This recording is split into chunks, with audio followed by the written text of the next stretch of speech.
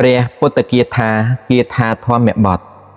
អបមាតោអមតាំងបទាំងបមាតោមច្ចុណោបទាំង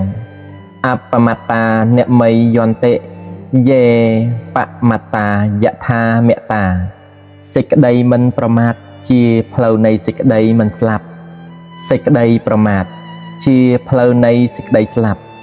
ជនទាំងឡាយដែលមិនប្រមាទហើយឈ្មោះថាមិនស្លាប់ជនទាំងឡាយដែលប្រមាទហើយទុកដូចជាមនុស្សស្លាប់ទៅហើយអេតាំងវិសេសតោញត្វាអបមា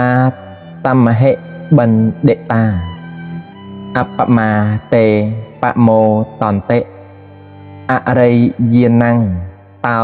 ចរេរតាពួកបណ្ឌិតបានជ្រាបនៅដំណឹងនេះហើយដោយប្លែកគ្នាទើបស្ថិតនៅក្នុងសេចក្តីមិនប្រមាទរីករាយក្នុងសេចក្តីមិនប្រមាទបណ្ឌិតទាំងឡាយនោះជាអ្នកត្រេកអរក្នុងធម៌ជាគោចរព្រះពុទ្ធគាថានេះទ្រង់ត្រាស់សម្ដែងនៅខោសិតារាមក្រុងកោសម្ភីប្រារព្ធចំពោះព្រះនាងសាមាវតីក្នុងកាលចប់ប្រគាថាធម្មបទទេសនានេះទៅមនុស្សជាច្រើនបានសម្រេចជាព្រះអរិយបុគ្គលភាពមានសោតាបនៈបុគ្គលជាដើម